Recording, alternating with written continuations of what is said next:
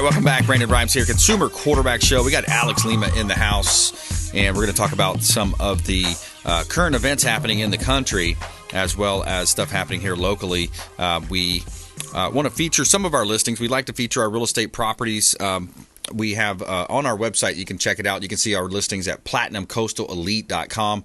We've got listings right there. And also, if you're thinking about selling, we'd love to talk to you. We'll get you a free valuation, CMA, and feature your property live on air on the program. And Alex Lima, welcome in, sir. Always a pleasure to be here, Brandon. Yeah, brother.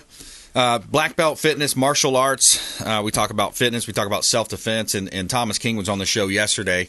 He was mentioning that you have kind of got some of your licensing in those areas as well, helping people with self-defense with gun safety, things of that nature. Yeah, well, not so much like a license, like if you're, like your real estate license or like a paramedic license and things. More like a certificate of training, right? Okay. Because Florida Firearms is very unique in the sense that it's not just a place where you can go and purchase a weapon system, firearms, rifles, whatever, long guns, whatever.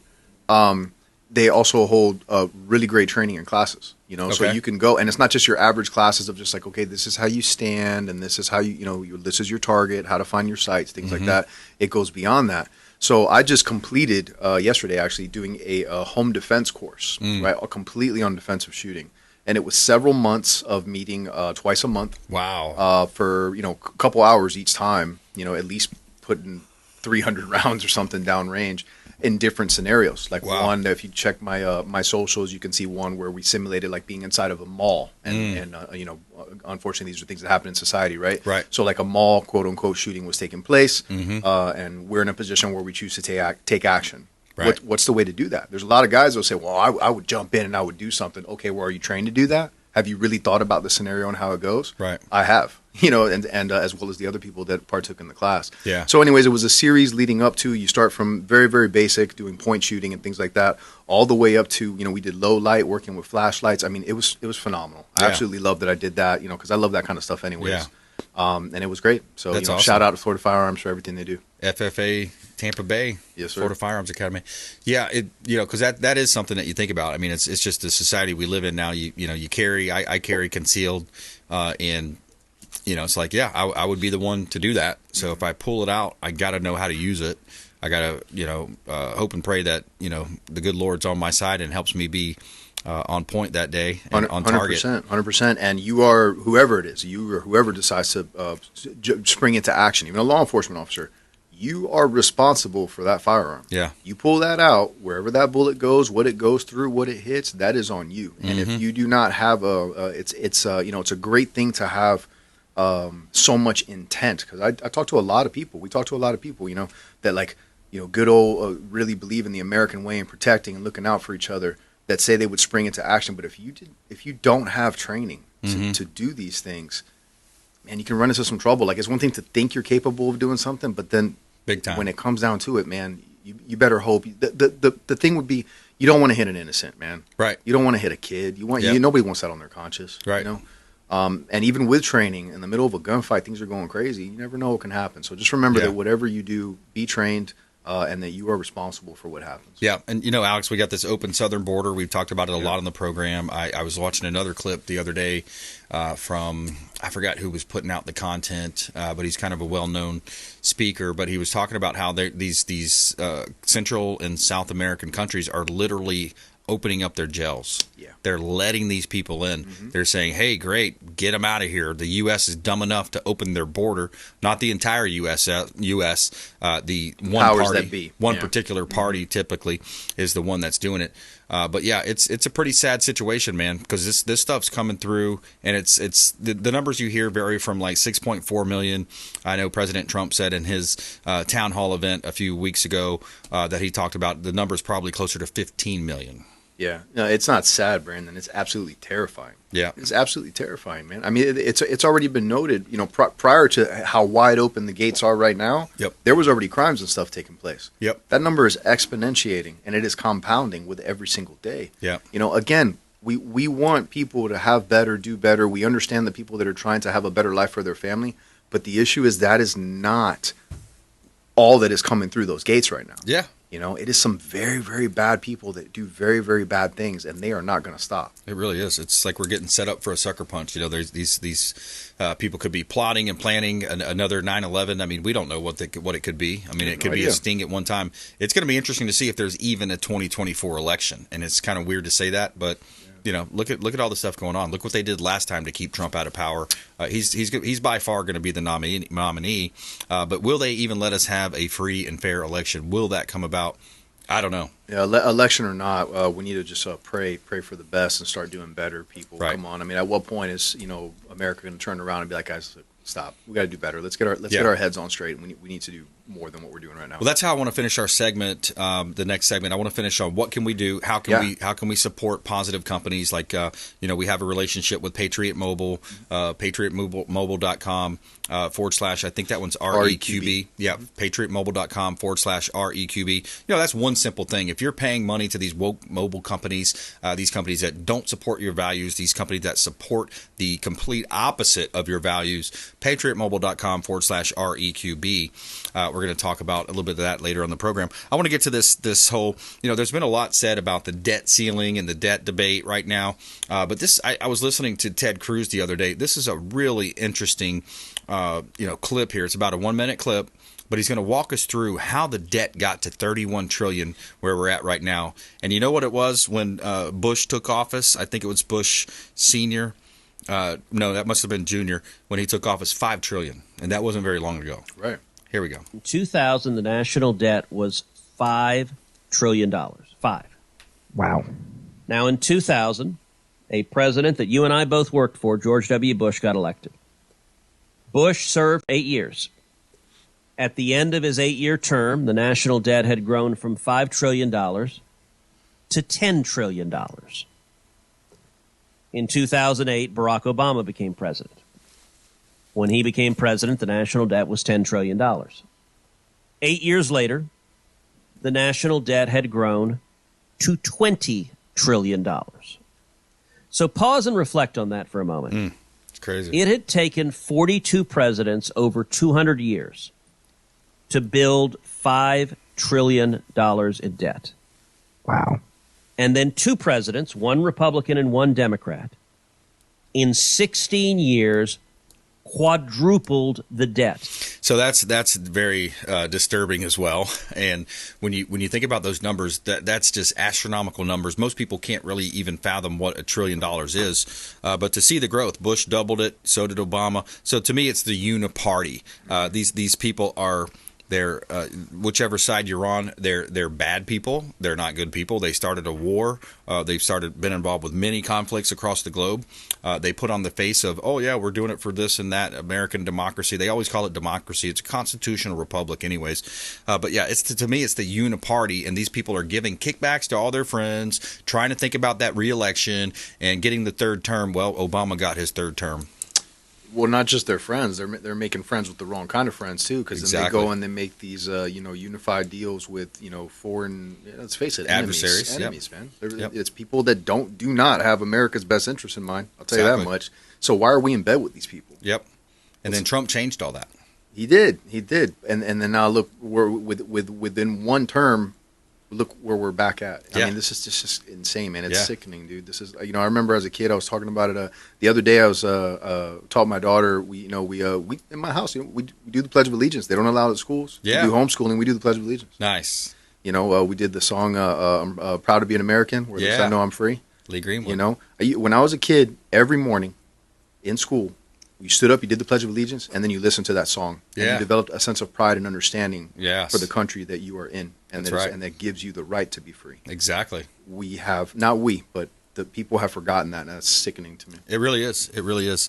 Ted Cruz continues to talk about current events on this clip here about the Biden crime family and the scheme. The facts are simple, which is an informant let the FBI know that he or she had evidence that Joe Biden was involved in a bribery scheme.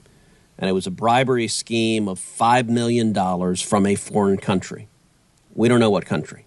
We're told it's not China, so it's some country, not China. When Joe Biden was vice president, allegedly it was a $5 million bribery scheme in exchange for changes in U.S. policy. We don't know what kind of changes in U.S. policy. We also know that this informant called the FBI, gave information. This was an informant the FBI had used before.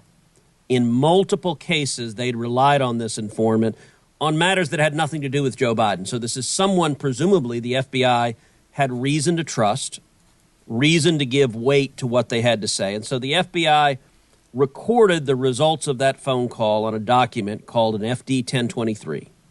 That is a document that the FBI uses when you have an informant reporting information. They write down the contents of the call.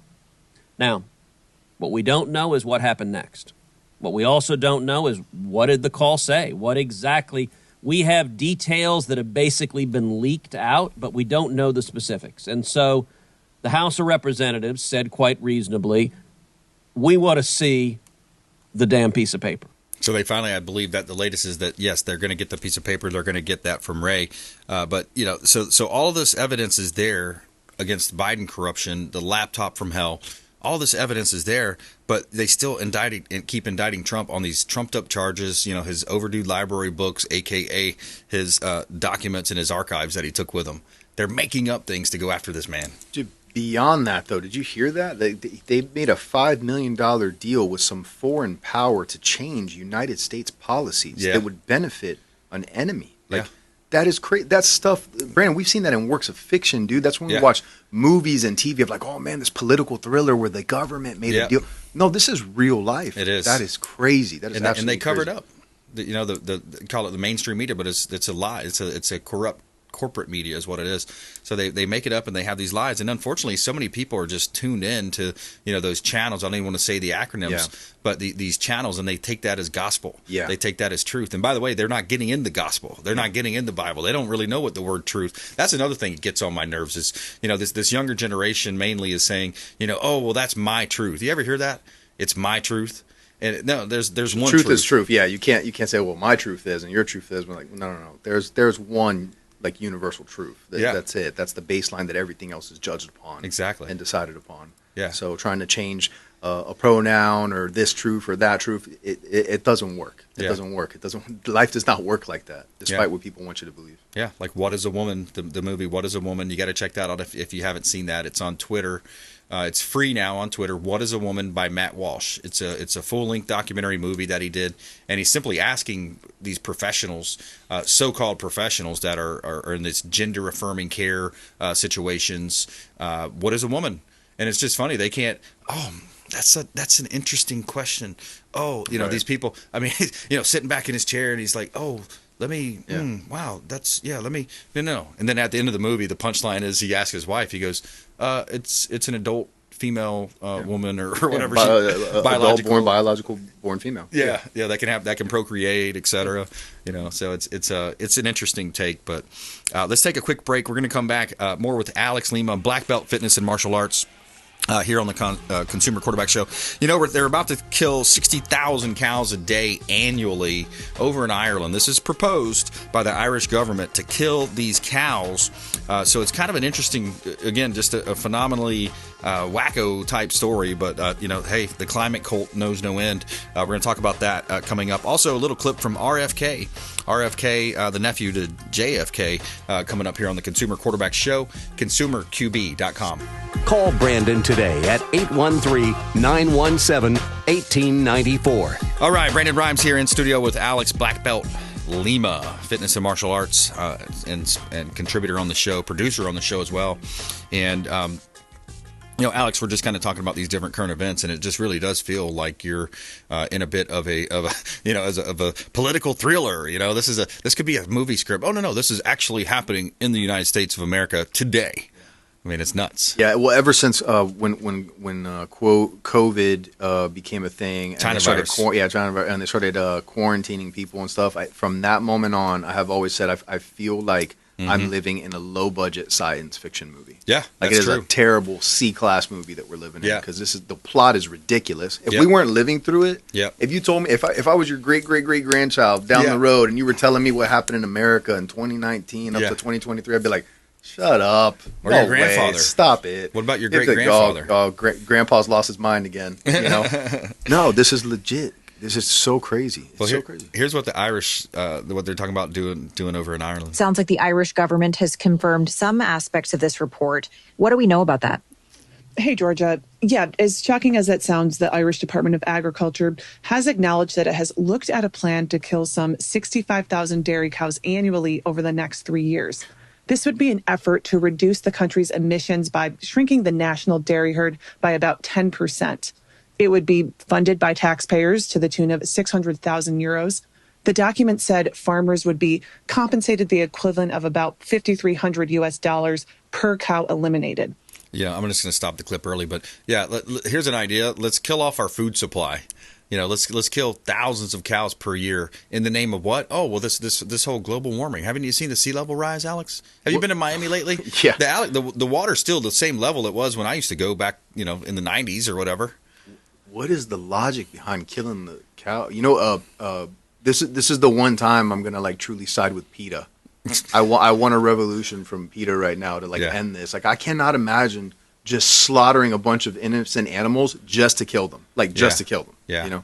Well, they also that say is crazy. They also, just to be fair to the article, they say that they are going to reduce the amount of breeding also. So it's going to be a combination of kills and a combination of reduced breeding, etc. But it's still what? Okay, so they're eating grass and they're doing their methane, letting out methane. Yeah. I mean, come on, guys, this is ridiculous. It so, really is. So basically, the world's going to end because of cow farts. Yeah, that's what we're saying. Oh, I'm not saying that. That's what the climate cult's saying. Oh my God. Yeah. So here's interesting too. So we got all these people lining up on the right hand side of the aisle to challenge President Trump, who, by the way, to me, it's like a backstab in the back to do that. The guy was a great president. He did one of the best jobs as president, arguably ever. Reagan, Lincoln. I mean, there's a few that stand out, right? Mm-hmm.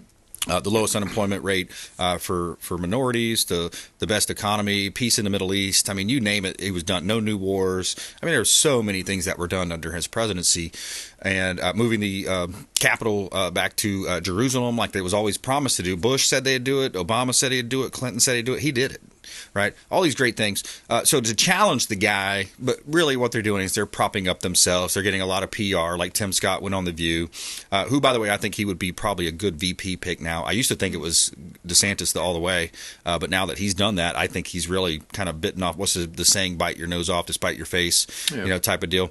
But anyways, RFK on the other side of the aisle, you look at the left side, I think he's the one challenger so far. I think there might have been one other that was talking about coming out, but there's not going to be a debate on that side of the aisle. Sleepy Joe, they're going to let him either walk in or they may substitute in like a Michelle Obama or a Gavin Newsom or something like that. I was hearing that he's not even going to have to debate. They're not. Yeah, exactly. Which is ridiculous. It is. This is crazy. Because he can't. This is crazy. He absolutely cannot. He absolutely cannot. But check out this clip. This is RFK. Back in April, Robert F. Kennedy Jr. launched his bid for the White House from his hometown of Boston.